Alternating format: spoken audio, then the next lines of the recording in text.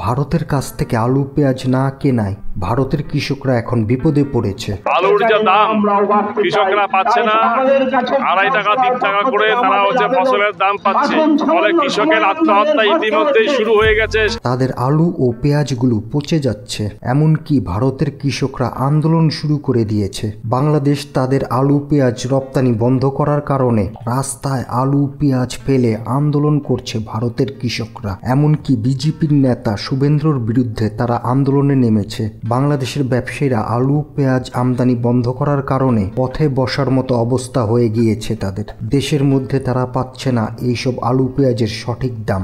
কৃষকরা বলছে বাংলাদেশে আলু পেঁয়াজ রপ্তানি করে তারা এর সঠিক দাম পেত, কিন্তু এখন তারা সঠিক দাম পাচ্ছে না, যে কারণে পথে বসার মতো অবস্থা ভারতীয় ব্যবসায়ীদের। বিজেপি নেতা শুভেন্দ্র বাংলাদেশে আলু পেঁয়াজ যাওয়া বন্ধ করেছে। লাগাতার বন্ধ করে ওদের আলু পেঁয়াজ কি করে খায় আমরা সেটা দেখিয়ে দেব।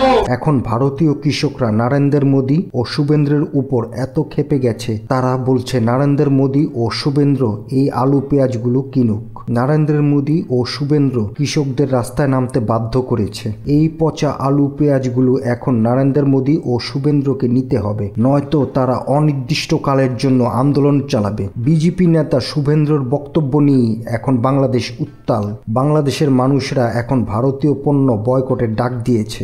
বাংলাদেশের সরকার এখন সিদ্ধান্ত নিয়েছে তারা এখন আর কোনো ভারতীয় পণ্য আমদানি করবে না। সেই জন্য ভারতীয় আলু ও পেঁয়াজ রপ্তানির অভাবে বস্তায় পচে যাচ্ছে। এমনকি যেসব আলু ও পেঁয়াজ বাংলাদেশের সীমান্তে ট্রাকে করে নেওয়া হয়েছে, বাংলাদেশ সীমান্তে আসার পর বাংলাদেশ সরকার তা নিতে রাজি হয়নি। বাংলাদেশ সীমান্তে ট্রাকে পড়ে আছে সেসব আলু ও পেঁয়াজ। এতে বিপাকে পড়েছে ভারতীয় ব্যবসায়ীরা। এমনকি বাংলাদেশের মানুষেরা চিকিৎসার জন্য কলকাতায় যাচ্ছে না এখন। এতে করে খারাপ হয়ে গিয়েছে কলকাতার ব্যবসায়ীদের অবস্থা। তবে বাংলাদেশের কৃষকরা এখন আলু ও পেঁয়াজ উৎপাদন করছে।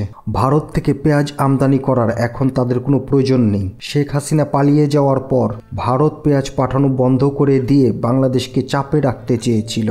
এখন বাংলাদেশ তার বিকল্প খুঁজে নিয়েছে। বাংলাদেশ এখন চীন, পাকিস্তান ও তুরস্ক থেকে পেঁয়াজ আমদানি করছে। অন্যদিকে বিনা নাফিস 53 এবং বিপ্লব জাতের পেঁয়াজ উদ্ভাবিত হয়, আর এই পেঁয়াজগুলো সারা বছরই আবাদ করা যায়। ইতিমধ্যে এই পেঁয়াজ লালমনিরহাট সহ সারা দেশের বাজারে উঠতে শুরু করেছে। নতুন উদ্ভাবিত এই গ্রীষ্মকালীন পেঁয়াজের কারণে ভারত থেকে আর পেঁয়াজ আমদানি করতে হবে না। ভারত থেকে যদি বাংলাদেশ পেঁয়াজ না কিনে, তাহলে ভারতের অবস্থা একেবারে খারাপ হয়ে যাবে। বাংলাদেশকে পেঁয়াজের ভয় দেখিয়ে এখন নিজেই বিপদে পড়েছে ভারত। চীন এবং পাকিস্তানের পর বাংলাদেশ সবচেয়ে বেশি পেঁয়াজ উৎপাদন করে থাকে। এছাড়া বাংলাদেশ প্রচুর পরিমাণ পেঁয়াজ আমদানিও করে। এই আমদানি নির্ভরতা কমাতে প্রতিনিয়ত চেষ্টা করে যাচ্ছে বাংলাদেশের কৃষকরা। উত্তরবঙ্গে গ্রীষ্মকালীন পেঁয়াজের চাষ অনেক অংশে বেড়েছে। এই নতুন পেঁয়াজের জাত আগস্ট মাস থেকে ডিসেম্বর মাস পর্যন্ত যে কোনো সময় চাষ করা যেতে পারে। বীজ রোপণ করার পর 90 থেকে 100 দিনের মধ্যে এই পেঁয়াজগুলো ঘরে তোলা যায়। প্রতি হেক্টরে 12 মেট্রিক টন পেঁয়াজ উৎপাদন হয়।